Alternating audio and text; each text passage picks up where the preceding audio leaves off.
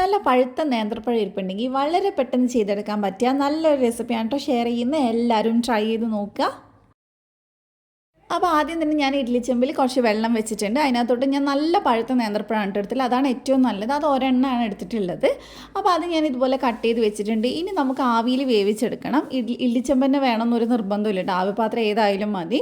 ഇനി നമുക്ക് അടച്ചു വെച്ചിട്ട് നല്ല അത് ഉടഞ്ഞു വരുന്നത് വരെ വേവിച്ചെടുക്കുക. ഏകദേശം ഒരു 5-6 മിനിറ്റ് ഞാൻ വേവിച്ചെടുത്തിട്ടുണ്ട്. നല്ല പഴമാണെങ്കിൽ പെട്ടെന്ന് റെഡി ആയിട്ട് കിട്ടും. നല്ല സോഫ്റ്റായി വന്നിട്ടുണ്ട്. ഇനി ചൂടാറുമ്പോൾ നമുക്ക് അതിൻ്റെ തൊലി ഒന്ന് കളഞ്ഞിട്ട് ഇതിനെ നന്നായിട്ട് ഉടച്ചെടുക്കുക. ഒരുപാട് ചൂടാറേണ്ട ആവശ്യമില്ല. ഒന്ന് ചെറുതായിട്ട് ചൂടാറിയാൽ മതി. നമുക്കിങ്ങനെ കൈ കൊണ്ട് തൊടാൻ പറ്റുന്ന പരുവം. എന്നിട്ട് നന്നായിട്ട് ഇതുപോലെ നമുക്കൊന്ന് ഉടച്ചെടുക്കാം.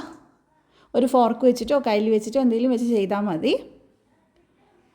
ഇനി നമ്മൾ ഇതിനകത്തോട്ട് പഞ്ചസാരയാണ് ചേർത്ത് കൊടുക്കുന്നത്. അപ്പോൾ അത് ഏകദേശം നേന്ത്രപ്പഴത്തിൻ്റെ മധുരത്തിനനുസരിച്ച് കൂട്ടുകയും കുറയ്ക്കുകയും ചെയ്യാം കേട്ടോ. ഞാനിവിടെ ഏകദേശം ഒരു 2.5 ടേബിൾ സ്പൂൺ എടുത്തിട്ടുണ്ട്.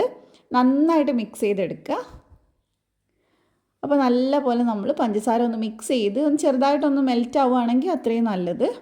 ഇനി ഇതിലേക്ക് ഞാൻ 1/4 കപ്പ് ഗോതമ്പൊടി ചേർക്കുന്നുണ്ട്. പകരം മൈദ ആയാലും കുഴപ്പമൊന്നുമില്ല. പിന്നെ 2 ടേബിൾ സ്പൂൺ അരിപ്പൊടി ചേർത്തിട്ടുണ്ട്, നല്ല ക്രിസ്പി ആയിട്ട് കിട്ടാൻ വേണ്ടിയിട്ടാണ്. അതുപോലെ തന്നെ ഒരു 1/2 ടീസ്പൂണോളം ഏലക്കപ്പൊടി ചേർത്തിട്ടുണ്ട്, ഒരു നുള്ളു ഉപ്പ് ചേർത്തിട്ടുണ്ട്, പിന്നെ 1/4 ടീസ്പൂൺ ബേക്കിംഗ് പൗഡർ ചേർത്തിട്ടുണ്ട്. ബേക്കിംഗ് സോഡ കയ്യിലുള്ളവർ അത് ചേർത്താൽ മതി, അതൊരു നുള്ളേ വേണ്ടുള്ളൂ. ബേക്കിംഗ് പൗഡർ ആയതുകൊണ്ടാണ് ഇത്രയും ചേർത്തിട്ടുള്ളത്. നന്നായിട്ട് മിക്സ് ചെയ്തെടുക്കുക. നല്ല പോലെ മിക്സ് ചെയ്യണം. ഒരുപാട് കട്ടിയായി പോരുത്, കുറച്ച് ലൂസായിട്ടാണ് നമുക്ക് വേണ്ടത്. ഇനി നമുക്ക് ഇതിനകത്തോട്ട് കുറച്ച് നെയ്യിൽ അണ്ടിപ്പരിപ്പും മുന്തിരിയും ഫ്രൈ ചെയ്തിട്ട് അതും കൂടെ ചേർത്ത് കൊടുക്കുക. നെയ്യ് ഏകദേശം 1 ടേബിൾ സ്പൂൺ ഉണ്ടാവും. ഇനി ഇതെല്ലാം കൂടി നന്നായിട്ട് മിക്സ് ചെയ്തെടുക്കുക. ഇതുപോലെ കുറച്ച് ലൂസായിട്ടുള്ള പരുവാണ് കേട്ടോ വേണ്ടത്, എന്നാലേ നന്നായിട്ട് കിട്ടുള്ളൂ.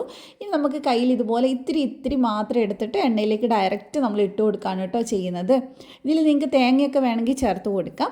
ഇനി വെളിച്ചെണ്ണ ചൂടാവുന്ന സമയത്ത് നമുക്കിത് ഓരോന്നോരോന്നായിട്ട് ഇട്ട് കൊടുക്കാം. ഒരുപാട് സമയമൊന്നും വേണ്ട വേവാനായിട്ട്. ഒരു മീഡിയം ഫ്ലെയിമിൽ വെച്ചിട്ട് പെട്ടെന്ന് നമുക്ക് തിരിച്ചും മറിച്ചുവിട്ട് ഫ്രൈ ചെയ്തെടുത്താൽ മതി. പെട്ടെന്ന് ചെയ്തെടുക്കാൻ പറ്റുന്ന നല്ലൊരു സ്നാക്കിൻ്റെ റെസിപ്പിയാണ് കേട്ടോ. അപ്പോൾ എന്തായാലും എല്ലാവരും ട്രൈ ചെയ്ത് നോക്കുക. കുട്ടികൾക്കൊക്കെ ഉണ്ടാക്കി കൊടുക്കുക. എന്തായാലും അവർക്കൊക്കെ ഇഷ്ടമാവും. ഗസ്റ്റ് വരുമ്പോഴൊക്കെ ഉണ്ടാക്കാൻ പറ്റുന്നതാണ്. അപ്പോൾ നമ്മളൊരു സൈഡ് തിരിച്ചിട്ട് കൊടുത്തിട്ടുണ്ട്. 2 സൈഡും റെഡി ആയിട്ട് ഈ ഒരു ലൈറ്റ് ബ്രൗൺ കളർ ആകുമ്പോൾ നമുക്ക് എടുത്ത് മാറ്റാം കേട്ടോ. ഈ ഒരു കളർ മതി, ഒരുപാട് ഡാർക്ക് ആവേണ്ട ആവശ്യമൊന്നുമില്ല. അപ്പോൾ ഇനി നമുക്കിതെടുത്ത് ചൂട് ചായൻ്റെ കൂടെ സെർവ് ചെയ്യാം. ഇത്രയേ ഉള്ളൂ, സിമ്പിളായിട്ടുള്ള റെസിപ്പിയാണ്. ഇഷ്ടമായിട്ടുണ്ടെങ്കിൽ ധ്യാൻസ് കണ്ണൂർ കിച്ചൻ സബ്സ്ക്രൈബ് ചെയ്യുക. അഥവാ നിങ്ങൾ ഫേസ്ബുക്കിലാണ് ഈ വീഡിയോ കാണുന്നത്, പേജ് ഫോളോ ചെയ്യാൻ മറക്കണ്ട. നല്ല കിട്ടുള്ള റെസിപ്പീസ് നമ്മൾ എന്നും ഷെയർ ചെയ്യുന്നുണ്ട്. അപ്പോൾ മറ്റൊരു വീഡിയോ ആയിട്ട് കാണാം. Thank you for watching.